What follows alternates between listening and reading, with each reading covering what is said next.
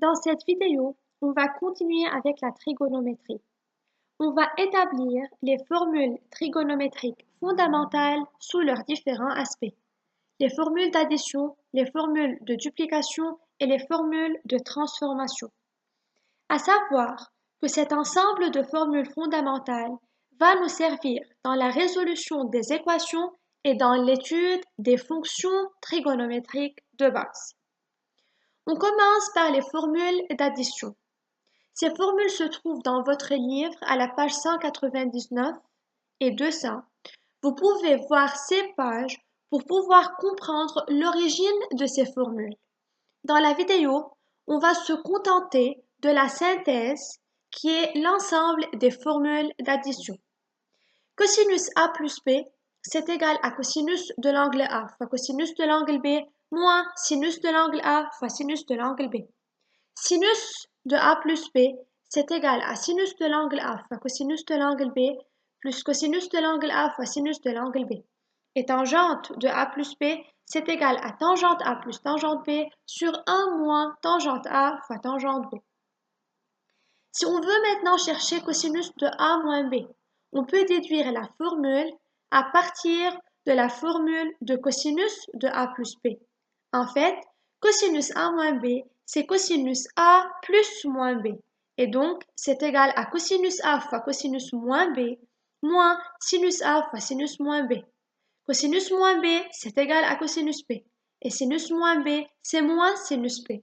Enfin, cosinus A moins B, c'est égal à cosinus A fois cosinus B plus sinus A fois sinus B.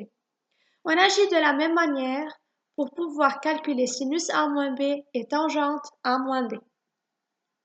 Avant de continuer la vidéo, je vous conseille de prendre une feuille et de copier ces formules parce que dans la suite, on va beaucoup se référer à ces formules pour pouvoir établir les autres formules trigonométriques fondamentales. On passe maintenant aux formules de duplication.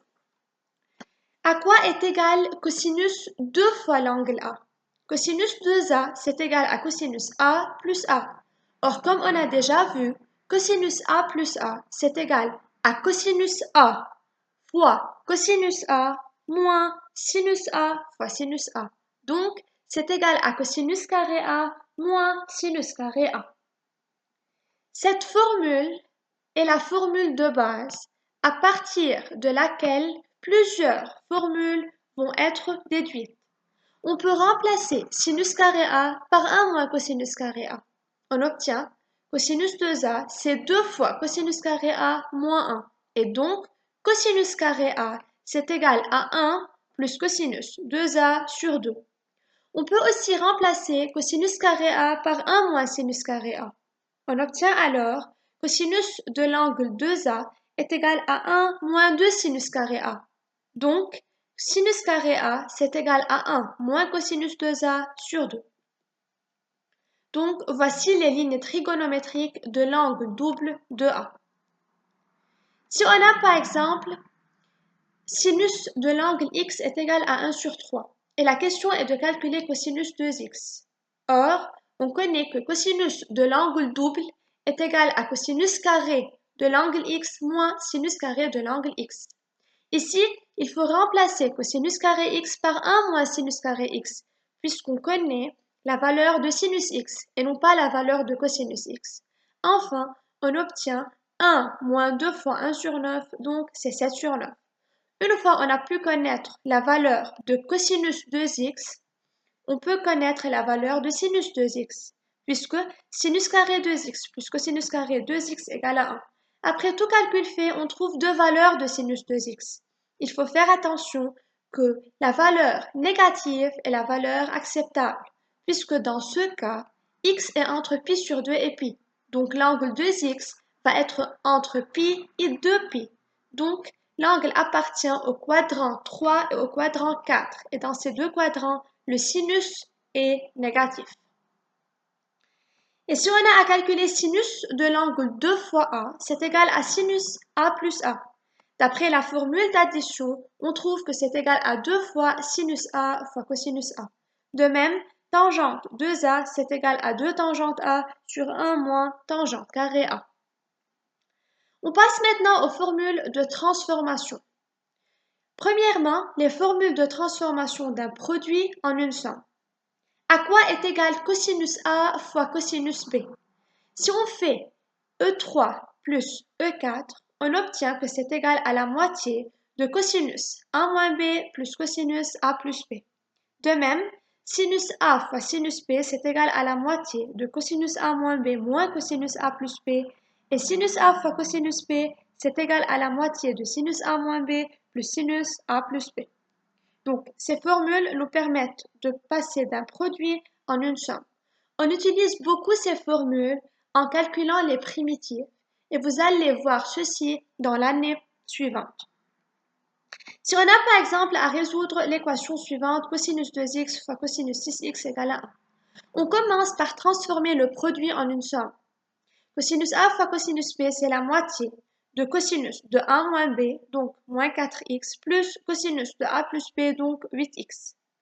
On trouve que c'est égal à cosinus 4x plus cosinus 8x qui est égal à 2. On sait déjà une relation entre l'angle et son double. 4x est la moitié de l'angle 8x. À la place de cosinus 2a, on peut écrire 2 fois cosinus carré a moins 1. Donc c'est égal à 2 fois cosinus carré 4x moins 1. Le tout au premier membre, on obtient une équation du second degré en cosinus 4x. On pose t égale à cosinus 4x, mais à condition que t prend des valeurs entre moins 1 et 1. Et donc, on obtient deux valeurs dont une est inacceptable.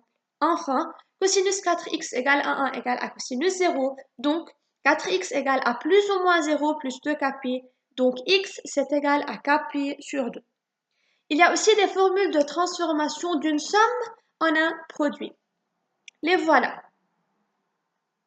À savoir qu'on peut écrire ces formules autrement. On peut poser que A plus B égale à P et A moins B égale à Q. À la place de A, donc, on peut écrire P plus Q sur 2. Et P moins Q sur 2, c'est égal à B. On obtient alors sinus P plus sinus Q est égal à 2 fois sinus de P plus Q sur 2 cosinus de P moins Q sur 2. Sinus P moins sinus Q, c'est égal à 2 fois cosinus P plus Q sur 2 fois sinus de P moins Q sur 2. Cosinus P plus cosinus Q, c'est égal à 2 fois cosinus P plus Q sur 2 fois cosinus de P moins Q sur 2. Et cosinus P moins cosinus Q, c'est égal à moins 2 fois sinus P plus Q sur 2 fois sinus P moins Q sur 2. Par exemple, ici on a à transformer cette somme en un produit. Cosinus 3x plus cosinus 5x, on pose P égale à 3x et Q égale à 5x et on obtient que c'est égal à 2 fois cosinus de 3x plus 5x sur 2, donc c'est 4x, fois cosinus de 3x moins 5x sur 2, donc c'est égal à cosinus de moins x qui est égal à cosinus x. À bientôt.